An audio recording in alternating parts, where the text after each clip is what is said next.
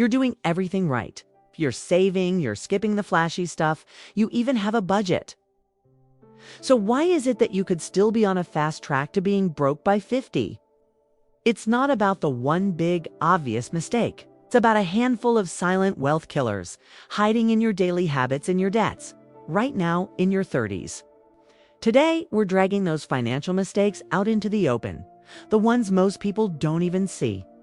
This isn't about shame. It's about making you aware. Because the moment you see these invisible enemies is the moment you can start fighting back. And the first one is so common, it's often disguised as progress. Section 1. Silent Killer 1. The golden handcuffs of lifestyle inflation. First up, we have lifestyle inflation. This is that natural urge to spend more money as soon as you start making more money. You get a raise or a bonus, and instead of that cash building your wealth, it just gets absorbed by a slightly more expensive life. It's a bigger apartment, fancier dinners, more vacations, a nicer car. Feels like you're just rewarding yourself for all that hard work, right? But what's really happening is you're upgrading your lifestyle, not your net worth. Picture this. A guy named Alex gets a big promotion at 32 and a $20,000 raise. Awesome. He immediately moves into a fancier apartment with a doorman for an extra $600 a month. He celebrates by financing a new luxury car, adding a $500 monthly payment. His vacation and restaurant budget. That gets a nice little bump too. And just like that, the entire $20,000 raise has vanished into thin air. He doesn't feel any richer because his savings rate hasn't budged. Now, let's fast forward. By the time Alex is 50, he's had more raises, and every single time his lifestyle has crept right up behind his income. He's got a big house, 2 nice cars, and some expensive hobbies. But his retirement account dangerously behind. Fidelity suggests you should have at least 1 time your annual salary saved by 30. A goal that gets way harder to hit when every raise is already spent. The missed opportunity is staggering. If Alex had just invested half of that first $20,000 raise, that is about $833 a month over 18 years. It could have grown into hundreds of thousands of dollars. Instead, he has a higher stack of bills. The fix is almost too simple. Pay yourself first, especially when you get a raise. Before that bigger paycheck even hits your bank, decide exactly what percentage of it you're going to automatically send to your investments. You get a $1,000 monthly raise, commit to investing $500 of it from the jump. You never get used to having it. You still get to enjoy half your raise, but you're building a wall between your future and your fleeting present desires. Section 2. Silent Killer 2. The good debt trap. All right, killer number 2 is hiding in plain sight. The good debt trap. We're all told some debt is good. A mortgage builds equity. Student loans are an investment in your future, and that can be true. But here's the trap. Even good debt can wreck you when you take on too much. Nowhere is this more obvious than with housing. In your 30s, the pressure to buy a dream home is massive. You go to the bank and they approve you for a huge loan. You think, great, this is what I can afford. Wrong. The bank's approval is a ceiling, not a target. It's the absolute most they're willing to risk on you, and they don't care about your other goals, like retirement or having kids. So what do people do? They stretch their budget to the absolute breaking point. And they end up house poor. So much of their income is eaten up by the mortgage, taxes, insurance, and repairs that there's nothing left for investing. Imagine a couple buying a home that pushes their debt-to-income ratio to 45%. A lender might say yes.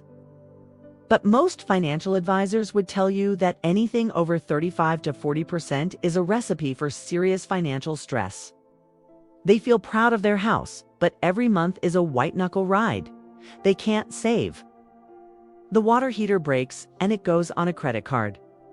By the time they hit their 50s, sure, they've got equity, but they are cash poor. Their net worth is locked up in an asset they can't easily spend. They can't touch that equity without selling or borrowing even more. They've spent 2 decades just servicing a giant loan instead of building real liquid wealth. The solution is to treat debt with a healthy dose of suspicion. For a house, try to keep your total housing costs well under 30% of your gross income. And cars. A car loan is just borrowing money for an asset that's dropping in value every single day.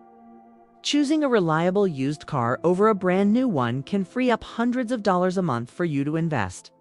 Don't let the dream of homeownership become a financial nightmare. If you are getting value out of this video, do me a quick favor and hit that like button and subscribe for more content like this, and it also helps more people discover practical insights to build lasting wealth. Back to the video.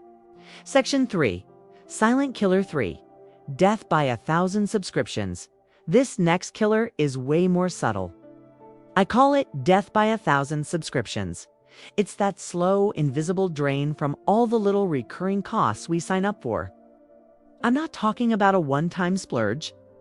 I'm talking about the army of monthly and annual charges that bleed you dry without you even noticing. Seriously, think about it. Streaming services, music apps, that gym membership you swear you'll use next week. News sites, premium app features, food delivery passes, those buy now, pay later plans. Individually, they're nothing. What's $15 a month here or $10 there?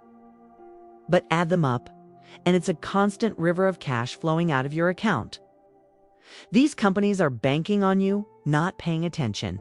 Let's do some quick math. Say UVA got a handful of services you barely use, that total a modest $100 a month. It's $1,200 a year. Doesn't sound world-changing, but the real price is the opportunity cost. If you had invested that $100 every month from age 30, it could have grown to nearly $70,000 over 20 years, assuming a 7% annual return. Delaying that start to 30 instead of 20 can cost hundreds of thousands by retirement.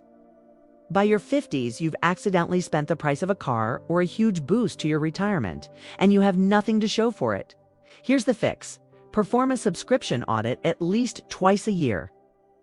Go through your bank and credit card statements line by line and find every single recurring charge.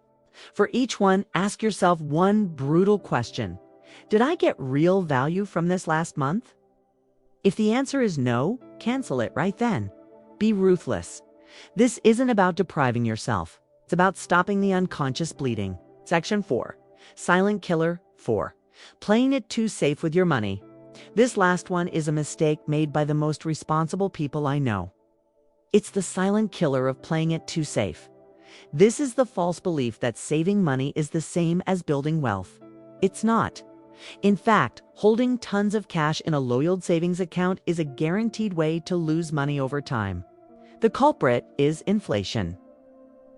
Inflation is the silent thief that makes everything more expensive, and it erodes the power of your money every single day. If your savings account is earning 1% interest, but inflation is at 3%, you're losing 2% of your money's value every single year. You're not getting richer. You're getting poorer, just very, very slowly. Think of Sarah. At 35, she's managed to stash away $75,000. She's proud of it, and she should be. But she's terrified of the stock market's ups and downs, so she keeps it all in a savings account. By the time she's 50, that $75,000 might only have the buying power of $50,000 today, thanks to inflation. Meanwhile, her friend who invested a similar amount in a simple diversified index fund would likely have a portfolio that has crushed inflation, putting them in a much stronger position. The cost of not investing is the massive, irreversible loss of potential growth. Now, I'm not telling you to become a reckless day trader. The answer is to educate yourself on the basics of long-term investing. For most people, that means consistently putting money into low-cost, diversified index funds or ETFs. If you're not trying to beat the market, you're just trying to be the market and capture its long-term growth. Letting fear keep your money on the sidelines is one of the most expensive mistakes you can possibly make. You're giving up your single most powerful wealth-building tool, time. So let's recap the 4 silent killers. lifestyle inflation, where you spend every raise you get. The good debt trap, where you get buried by a mortgage you can barely afford. Death by 1,000 subscriptions, the tiny leaks that sink your financial ship. And playing it to safe, where fear of the market lets inflation eat your savings alive. The point of all this isn't to scare you, it's to empower you. Your financial future is not set in stone. These habits, these silent killers, only have power when they're invisible. By bringing them into the light today, you've already taken the most important step. You're aware. The changes don't have to be massive. Automate a small part of your next raise into an investment account. Go through your subscriptions this weekend. Rethink what affordable really means. Start learning about investing, even if you start with just a few dollars. The 50-year-old version of you is counting on the choices you make today. You have the power to change everything starting right now. If this video was eye-opening, do me a favor and hit that like button. It really does help the channel. And subscribe for more videos on taking control of your financial future. I want to hear from you, so drop a comment and share one silent killer you're going to crush this week and months to come. Now, go check out our video on the shocking truths about your salary. Thanks for watching and see you in the next video.